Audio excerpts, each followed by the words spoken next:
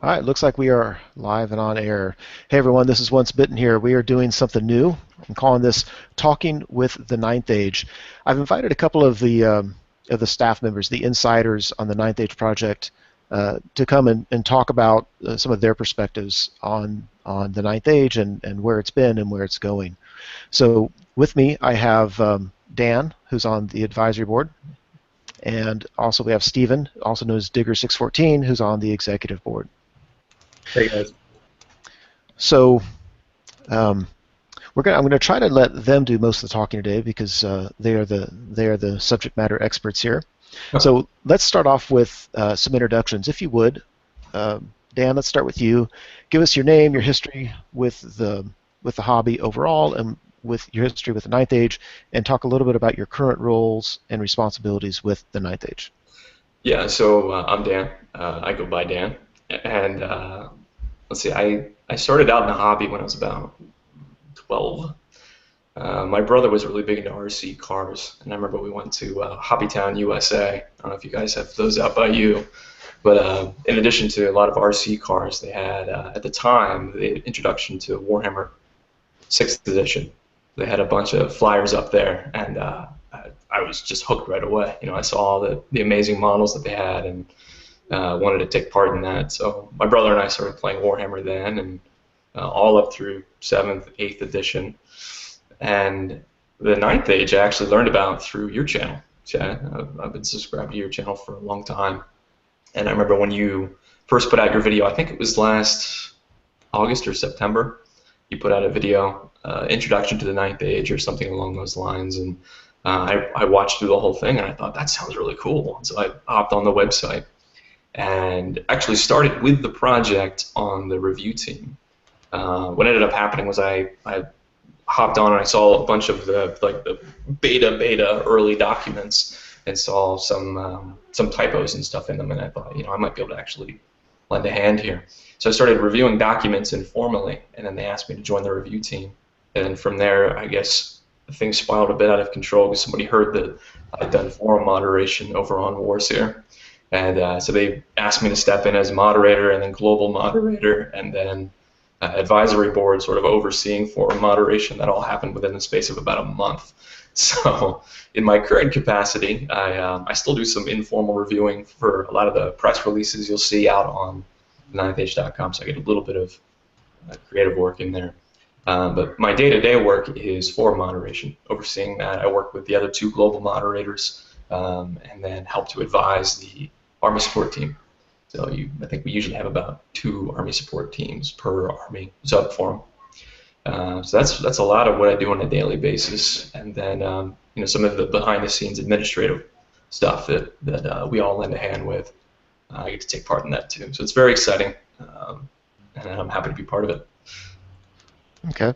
Yeah, I certainly noticed your presence as a global moderator, and that had to have taken a load of work off of Tiny and other people that originally were trying to do that. It was funny in the early transition period there. They almost seemed surprised because they would hop in to address open reports and deal with things that all of a sudden were already dealt with. So they seemed a little bit, I'm sure relieved because they have plenty to do outside of forum moderation. But it was interesting seeing them hop into a report that was already closed and then saying, "Oh, it's already closed." All right. Yeah.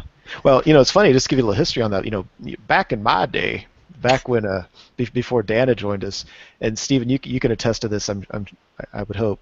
But the way it used to work was if somebody reported something on the forums, it just showed up. It's like there's a little marker up top that says, "Hey, there's been the report," yeah. And the working procedures were, "Hey, anybody on the executive board or advisory board or whatever, just the first one there, go deal with it." Right. Right. Scramble. Yeah, I mean, I remember I would pop on, and if nobody dealt with it yet, I would do something, whatever. Yeah, Stephen, did you ever jump in there, Stephen? Yeah, occasionally. I tried not to. I didn't know what I was doing. Yeah, well, so it's been nice to I just ignore those now, all those moderation dings. All right, well, Stephen, who are you? Well, I'm a IP lawyer.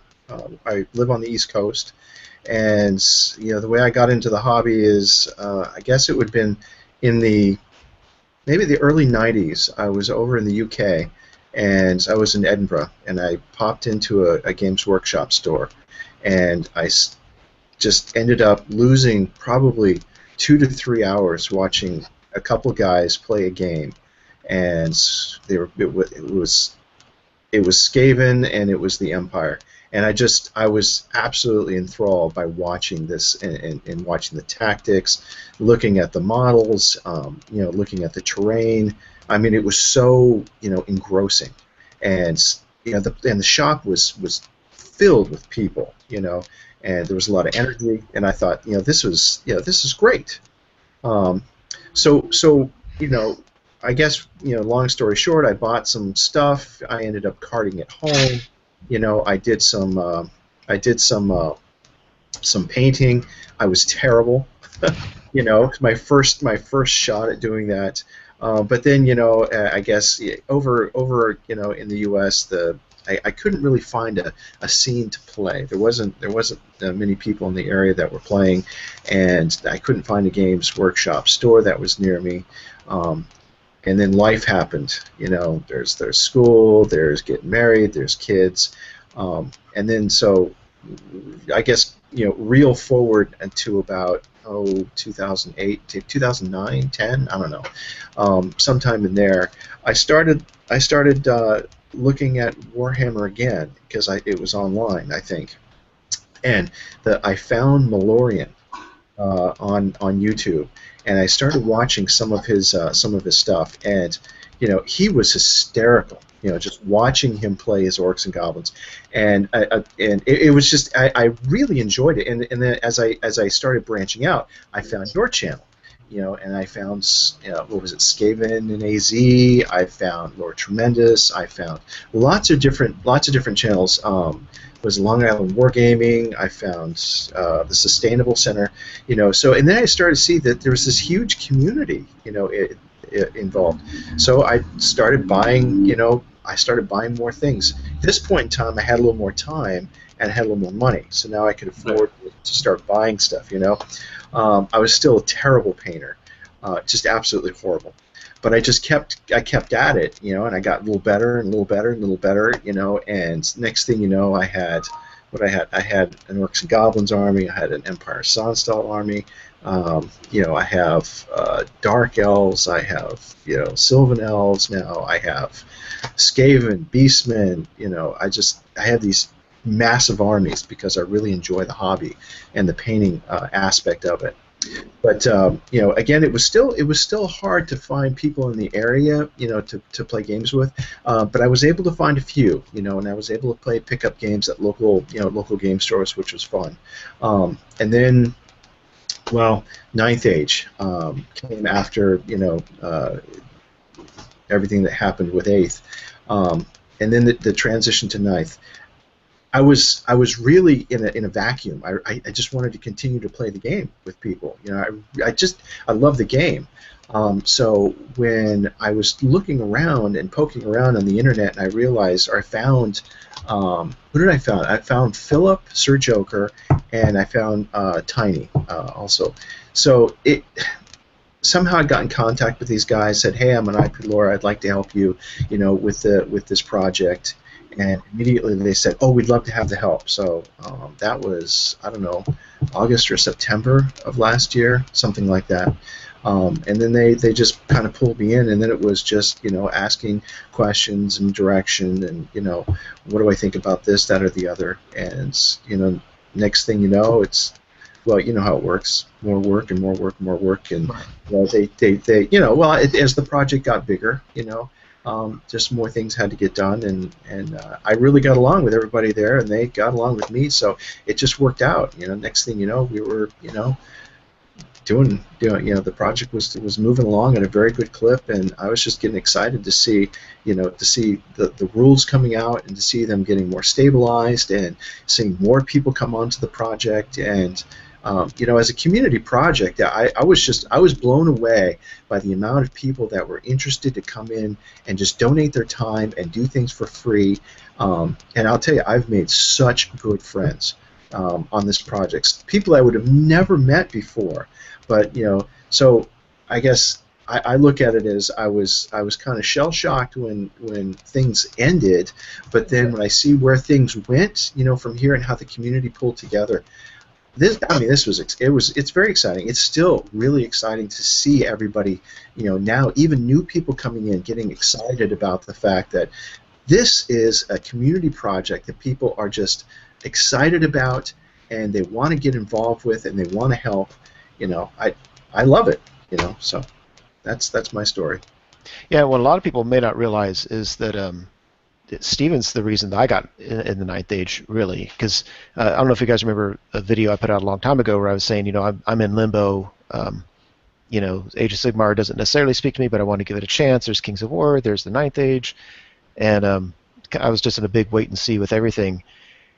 And then I don't remember when it was. My guess is it was August, September. Steven sent me an email just saying, "Hey, by the way, we really need somebody to help with the Beast Herds book. Will you help out?" And so I'm like, I'm checking it out. And once I started checking it out, I just kind of got sucked in. Like, yeah, okay. And then once I started helping with the book, it was done. It's done. I'm in. That's what the project does, doesn't it? It just sucks you in. It does. Because because it's so exciting, and the idea to be to have a part of, for you to be able to write rules, for me to be able to help, help the community grow, and to be able to help, establish the thing. It's a very exciting thing. Yeah, absolutely.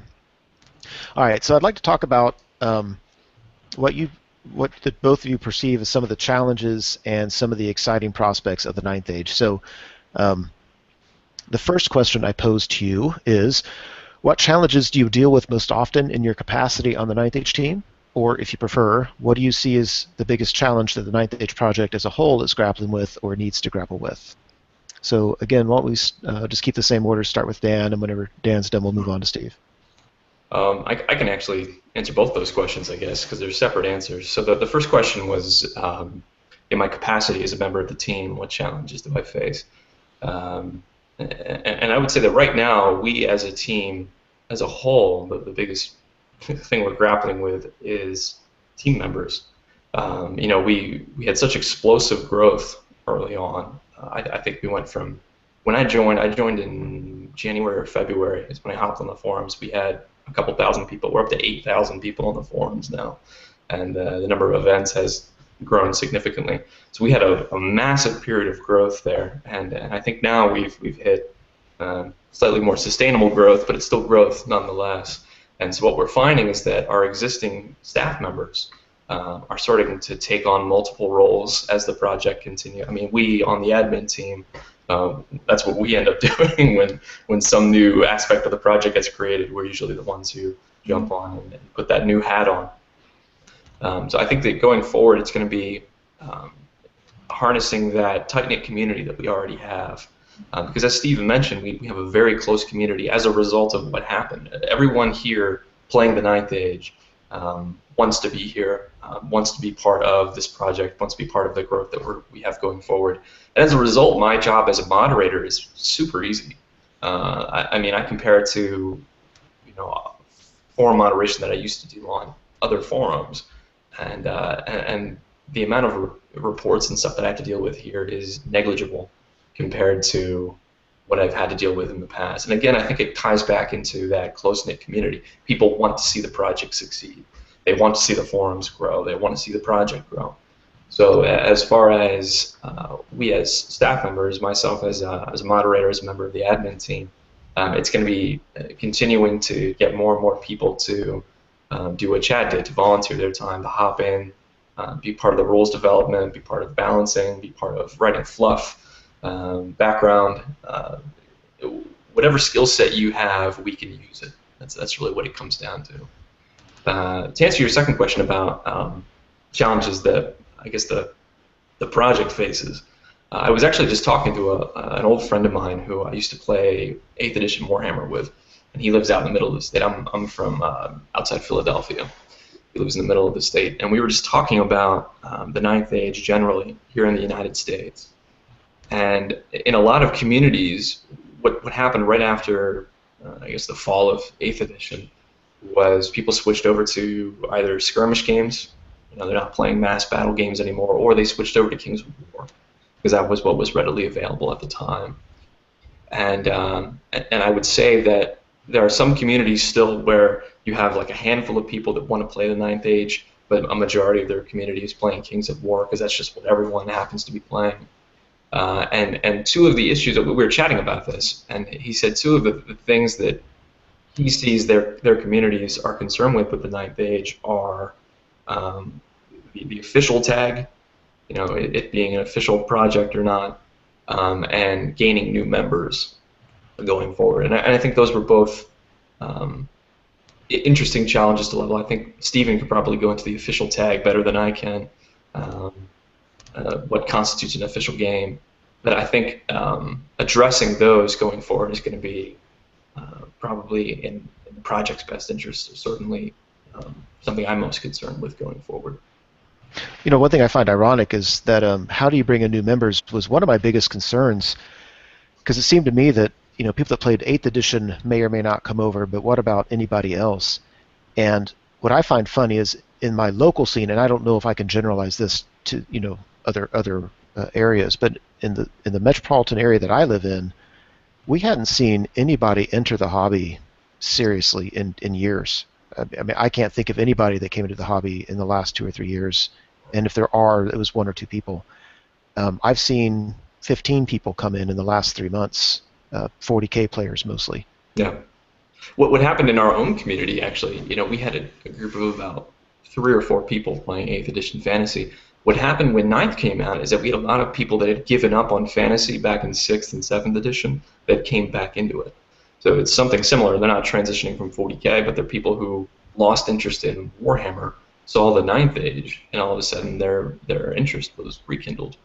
Yeah, and I think that's part of this too. I say they're 40K players, but a lot of them have an old army sitting around, so my guess is they played fantasy at some point. Yeah. Cool. Steven, what do you got to say? I think one of the biggest challenges that the project faces is quality versus speed. It's, you think about when we started the project, we sat down and we discussed a lot of different things, but one of the paramount things that we wanted to make sure is that we put out high quality product. We loved playing 8th edition. I loved it. It was a very immersive game.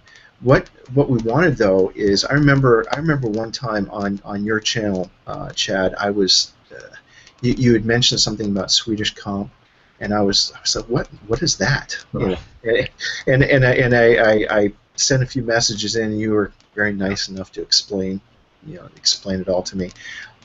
We don't have any of that though. We don't need that with the Ninth because of the balance.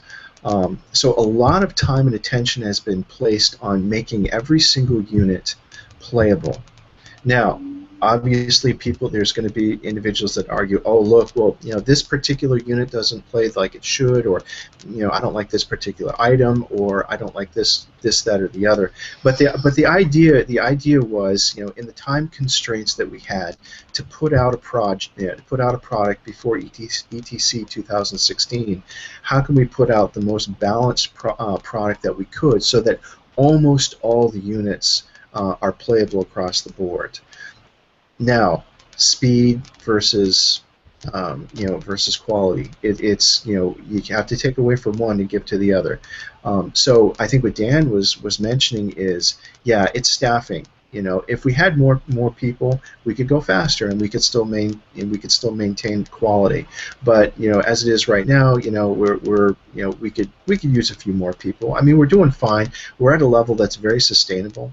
But it's always nice to get new blood in, to get more people in, in the background section, rules section, the art, the artists. I'm just so excited to see the quality of the fluff that is being written, by the background and arts team. Edward, Scottish Knight, has done a fantastic job. Marco Gelatis has done an excellent job. Overseeing that group, and our art director, Thorson. It's amazing the artwork that they're putting out and the job that all those individuals are doing.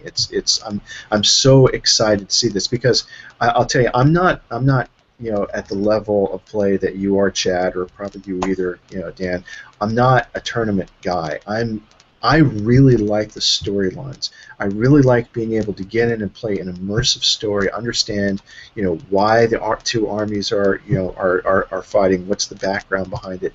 That's what really drew me in, I think, to begin with back in the early '90s, and I love the storylines. So to me, it's incredibly important to have a good story. I think this is one of the ways that we're going to draw new players in. I think there's a lot of people that play this game because they love the fantasy aspect of it. They love the stories, and to me, that's critically important. I think I've posted before. I'm kind of casual competitive, and I'll play to win. But I would rather have a game where I lose, but it's a bloody affair and it's just a really close, great game than a blowout. I love the back and forth, and I love the different play styles of the different armies. I think that's why I've collected 7 different armies now at this point. So quality versus speed. That's always our tension. We're gonna go as fast as we can without having the quality of our product drop. So. Yeah. One thing that adds to that challenge, I don't know if you've heard it, there's a relatively famous book called The Mythical Man Month. And the point of it is that if you have a project that takes one man 30 days to complete, you can't put 30 men on it and have it done in a day. Like, it doesn't work like that. Right. And so I've noticed that, as the project I've seen it over and over again, and I've contributed to it. A lot of times we're saying, we're doing this right now. What we need to do, and what would be really cool to do, would be this and this and this and this and this. And everybody's like, abso-freaking-lutely. Right. How do we do that? And so sometimes what happens is an idiot like me will say, well, I'll do these 5 things. And it's, you only have so much bandwidth. It's not simply a matter of saying, well, if we just had 100 volunteers, because now there's coordination, there's getting people on the same page, there's diminishing returns, right? Absolutely. So not that it's not possible, it's just that it's complex. It's not just an easy challenge to deal with. Awesome, thank you. All right. So let me pose a second question to you, and I'd like to have you both hit it twice. So I'm going to have you just give your first answer, and then we'll circle back around to you. The second question is, what is one future prospect of the Ninth Age that is very exciting for you? So what is it from your perspective as an insider that you see coming down the pike that gets you particularly excited? And so we do have a policy, just so everybody knows, in the Ninth Age, where it's kind of like a no leaks policy, where we don't want insiders just going on saying stuff that, quite truthfully, may or may not happen. So I just know that anything that is said here has been approved as being probably, likely enough to happen. We can leak it. I'm going to put it that way. So, within those constraints. That being said, okay, here's the real inside scoop. What's happening? That's right. So, Dan, what do you got for us? Well, I think, I guess we need to be careful about this now. Stephen was alluding to the art and background, and we've seen the amazing work that our team has put out in the Undying Dynasties and the Sylvan Elves books. Just the quality of the finished product that they put out, from the stories to the artwork itself. I'm not a tournament player either. I'm in Stephen's camp. I'm very much a mediocre player. I'm very grateful to have such a balanced rule set that's good for tournament games, because what I've found in my own games is that it's led to a lot of bloody games where there's no clear winner over the others, and at the end it's a draw, and then it was a good game all around. So I see the value in a good balanced product, but I'm really, really looking forward to seeing the continued background stories and the artwork that's put out. And as members of the admin team, we can kind of get sneak peeks of that in the background, see the works in progress going on, and the background that's being developed. And it's so rich and it's so immersive already, and there's still plenty to develop. So I can't wait, because part of what I loved about Warhammer in general is, they had 25 years of backstory that they developed. and just how deep, and you had individual like Bogenhofen, individual towns you could go into, and there were whole stories within those towns, within the province, within the empire, and it took 25 years to get there, and I can't wait to see where we are 25 years from now. But in the short term, even within the next year or so, just what's going to be coming out from a background and art perspective, I think is going to impress a lot of people. Fair enough. Are we? By the way, a legitimate question. Are we allowed to say what is the next book that we can expect to have the full version of? Do we even know? Yeah, yeah. I think that that's been discussed already. I mean, we're working on Warriors of the Dark Gods right now. There's a lot of world development that's going on. Um, I mean, a huge amount that's being done.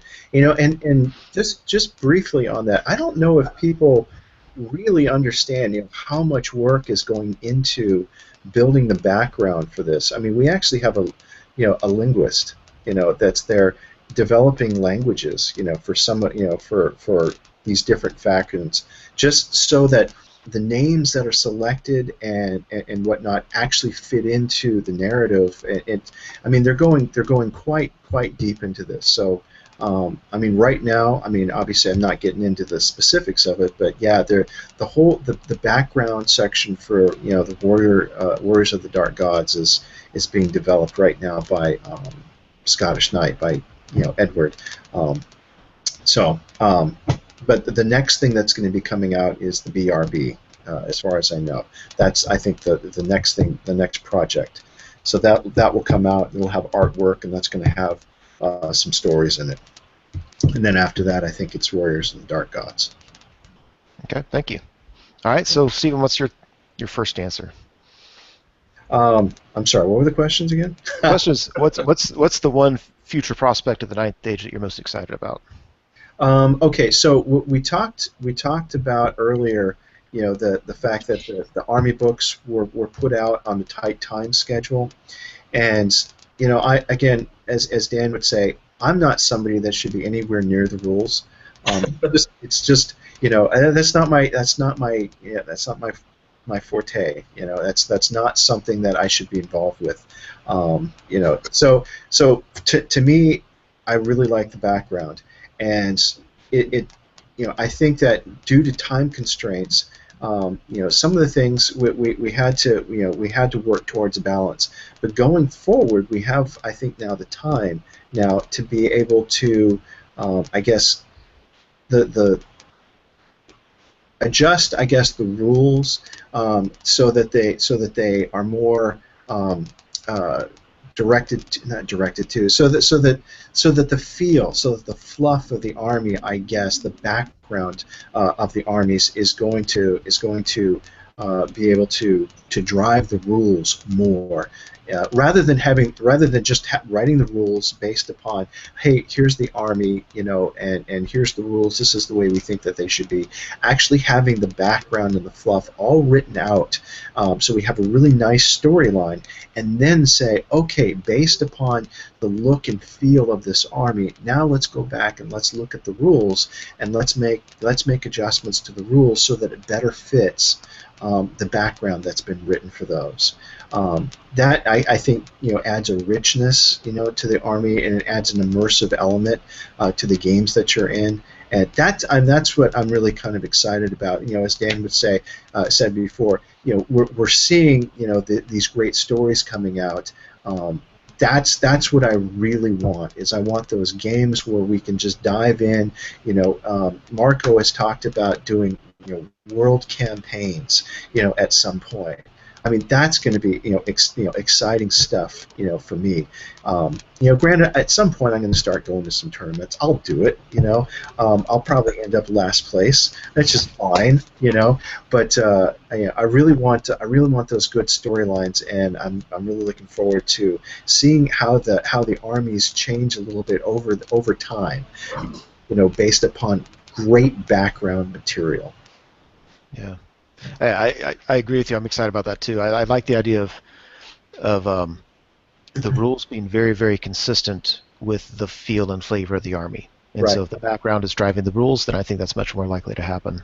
Yeah, and I think that there's some members are very very happy with their current Army book. Others, they're a little frustrated with things.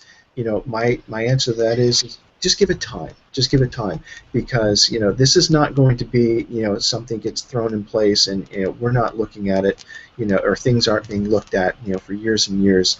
One of the great things about being in a community project is you can get onto the website and you can look and you can see who's on there, and you have the ability to talk directly with the rules writers. I'm telling you, the guys that are on the rules team, I'm just constantly amazed, at their comprehension and the depth of understanding of the rules. But also, these are nice guys. I mean, these are real people that just want to. They're part of the community just like everyone else. They want a great game that they can enjoy, and that everybody else can enjoy too. So we have you have access to these individuals directly. So. Yeah. That's something really special about this project, by the way, because in days past, it was you need an FAQ that would come out that would explain these rules and how things worked, or the community itself would debate, how something should work out. I remember it was before I was even part of the project. I had a question about, I think it was the brace of pistols on an Inquisitor. I had a question about whether or not a special rule would apply to the pistol shot. So I opened up a thread in the rules section, and I posed my question. Someone got right back to me with an answer that I didn't expect, and I challenged him. I was, how do you know? And he's like, because I wrote the rule. Yeah, that's right. It's amazing. Like Steven said, that we have access to these people that can not only answer our questions, but give you insight on why that's the answer. I think that's very special. Yeah, absolutely. All right, let's go to same question again. As a chance for you to, if there's something else you wanted to share, what's another future prospect of the Ninth Age that you find very exciting? Dan? If I can give my selfish answer now, I'm really excited for the Iron Crowns book, which we don't have a timetable for when it will be coming out. I'm still supposed to officially say that we can't confirm that it's definitely coming out, but it does have a name now. I'm a longtime Dog of War player from 8th, 7th edition, and so I have a mercenary faction of my own. Right now I'm using Empire rules and doing a lot of proxying with my existing army. So I'm really looking forward to seeing what they do with the Iron Crowns. But because, again, going back to my initial point about what a phenomenal job our team's doing on the immersive background that they're writing, the incredible artwork that they're putting out, see what they do with a faction that I'm so partial to is something that has me really jazzed. So yeah, I'm looking forward to that. Again, we don't have a timetable for the book, and officially we don't know that the book is definitely coming out, but that's something I'm really looking forward to. Fair enough. Was that politically correct enough? Yeah, it was nice, safely said. All right, cool. Stephen, what's your second thing? Yeah, all right. So I'm going to play it loose and fast here. Uh-oh. Uh-oh. Yeah, I know. Tiny's going to get me later. But really, I guess what I'm excited about, the future of the game. From the very beginning, some of the things that at least I ran into when people were saying is, how is this game going to be sustainable into the future? You guys are a community project. You guys are a non-for-profit organization.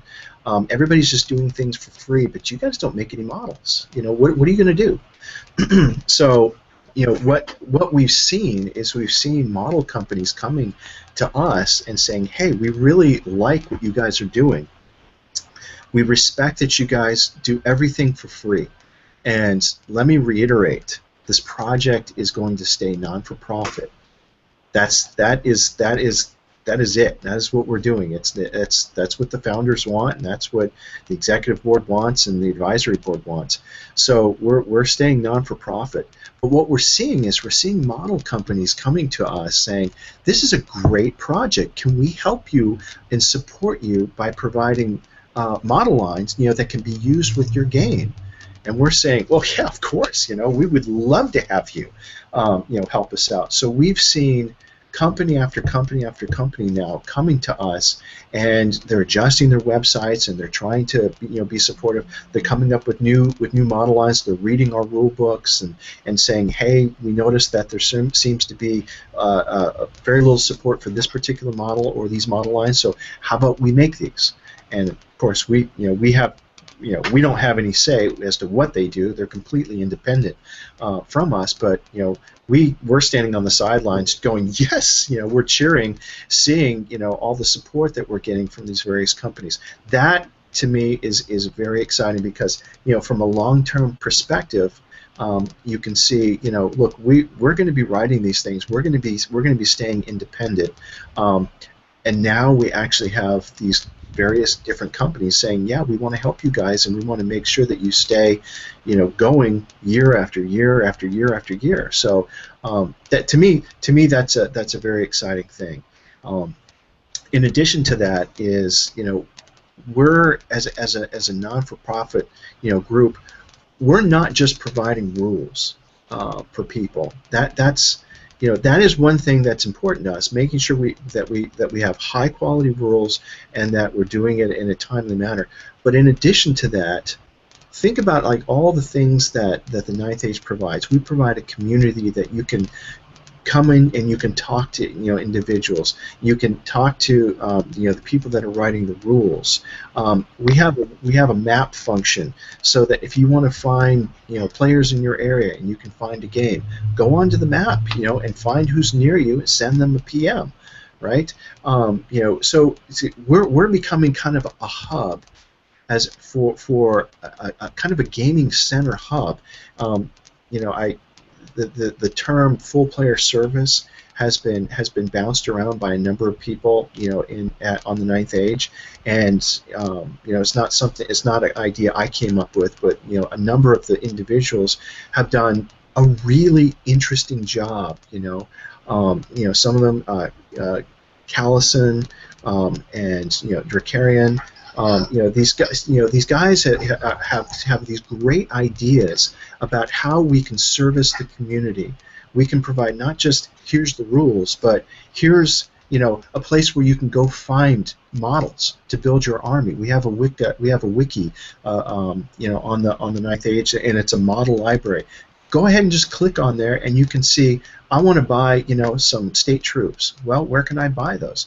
Here's a list of 10 different companies that sell these things. Go ahead and just click on the one you like, and it'll take you to their website, and you can buy them.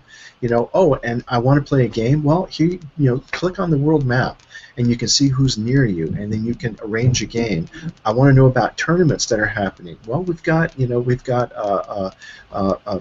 a calendar there that you can go ahead and you can look and see what's going on as far as tournaments in your area. So it's really becoming a hub of activity for the Ninth Age, not just, hey, here's some rules, go have fun. This is really turning into just something that as a community, it's a place where everybody's coming to be able to play the game. So to me, that's exciting to see that develop. Yeah. Yeah. There's a big echo.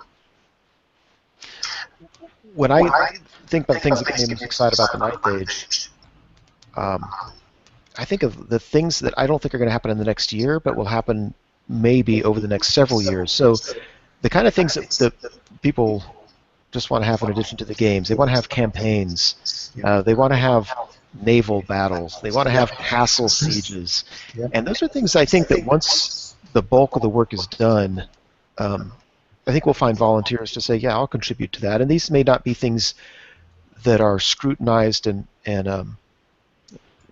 made for a tournament necessarily, but not everything has to be. We're really just talking about what can we provide that helps people enjoy the hobby more. So I'll throw my answer in for that.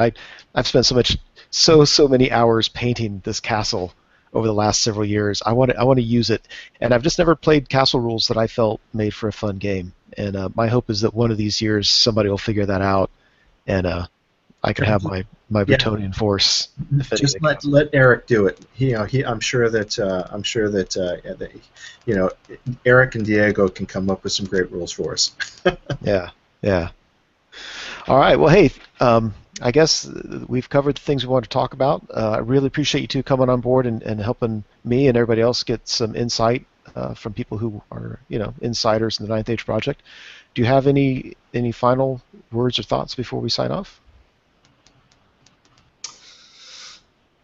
Yeah, the one thing I would ask is for people to, especially people that are active on the forums, people who are really enjoying the project, as I think many of us are, is to even in the case of people like Steven who aren't tournament players, attend events. See what you can do about getting events set up, particularly here in the States. We've seen explosive growth over in Europe. We were just talking about a tournament potentially coming up in Germany here with 175 people or something like that. I mean, just huge events over in Europe. And I know that we can see the same kind of thing here in the States. Brawler Bash, I know, was a big success. We've got Buckeye Battles coming up, which Chad said you're going to that, and that I think has 120 people. Yeah. There is demand for events here in the United States for big Ninth Age GTs. But the only way we can demonstrate that, I think, to tournament organizers is by having big turnouts. So attend events if you can, obviously. But even if you don't think you're a very good player, as I'm not, and as Steven is not, attend events, see what you can do about getting events organized. That would help the project immensely here in the States. That'd be my request. Okay. Yeah, I would say be an ambassador. Everyone, and be Much better term for it. yeah, be positive. It's there's it seems that we're seeing a shift in the meta of games. There's a lot of games out there, and there's a lot of things that people are interested in playing, and that's fine. In fact, that's great. I think that everybody has their own interests, but to help the Ninth Age grow, I think the best approach is to just be positive about things. If you're at a local game store and you're playing a game and somebody's interested, take the time to explain what the Ninth Age is. Tell them it's a community project. Tell them it's not for profit. Tell them that it's just a bunch of people getting together trying to create a balanced game. Tell them where they can join the website. And again, there's so many tools that are being provided right now to try to help the project be successful and to try to help individuals be able to grow the project in their area. We're seeing really good growth in the Mid-Atlantic, Ohio, Chicago area. Some of the other areas of the country is going a little bit slower. But it is growing, and if you go onto that map, onto the world map, you're going to be able to see who's in your area, and you're going to be able to start creating groups of individuals that get together and play regularly. But again, it's if we're upbeat and we're positive about it, and we introduce people to the community. I think when people come onto the Ninth Age website, they get drawn in because of the fact that it is such a fun place to be, and it also is a really good game to play. I'm going to say that the quality that I've seen that's come out from the rules team and from the balance board and from the various Army book committees, and it's been really high quality. In fact, the Beast Herds Army, I've never really played them before, but watching, reading through all the different threads, on there, and with your work, Chad, well, you got me hooked. So I'm actually building a whole Beast Herds Army, just because it seems like it's such a fun army to play. And your whole, you're always saying you like options, I do too. So, but yeah, so be positive and be an ambassador for the Ninth Age, and try to draw as many people in as you can, and don't be, well, you got to play the Ninth Age, that's it, that I don't think there's so many different things that people can do. This is just one more game that I think is very, very good out there. But I think what we have that's super unique is our community. our community is just absolutely fantastic. And I've tried to throw thanks out to a lot of different people, a lot of different staff members out there behind the scenes. And if I didn't mention individuals, sorry about that. But just there is so much work that's being done behind the scenes, by individuals, the different staff members. I just wanted to say personally, thank you for all the time and the hours and hours that have been put in by all the people working on this. Also to our community. You think about all the individuals that post regularly on the Ninth Age. This creates a really vibrant group of individuals that are passionate about the game. New people come on and they see all the different threads and all the different posts and the activity going on, and again they get drawn in. So I just want to say thank you to not just the staff but to the community for being such a good group, and I just hope that it continues to grow and Dan has more work to do. Well said. All right. Well, that's a wrap. I appreciate you two coming on, and yeah, well, we should do something similar to this in the future. Hope you guys enjoyed it.